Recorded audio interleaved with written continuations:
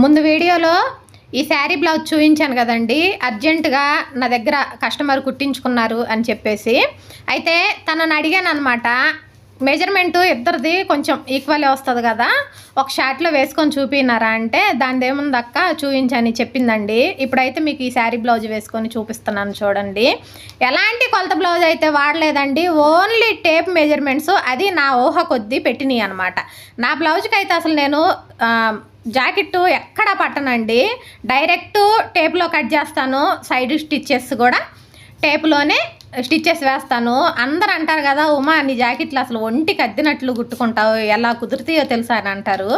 కానీ జాకెట్ కొలతలు ఇంపార్టెంట్ కాదు ఫ్రెండ్స్, టేప్ కొలతలే ఇంపార్టెంట్. టేప్ కొలతలు నేర్చుకున్నారంటే ఎక్కడ ఎవ్వరు యాడికి వెళ్ళినా ఎవరు వచ్చి జాకెట్లు ఇచ్చినా కూడా బ్రతికిపోతారండి. ఓన్లీ జాకెట్ కొలతలు నేర్చుకుంటే కొంతమందికి కుదురుతాయి, మరి కొంతమందికి కుదరవు. టేప్ కొలతలు నేర్చుకున్నారనుకోండి ప్రతి ఒక్కరికి కుదురుతాయి. కుదరలేదు అని మన దగ్గరికి వచ్చి జాకెట్లు కుట్టమన్నా మన దగ్గర జాకెట్లు కుదిరి పంపిస్తామన్నమాట.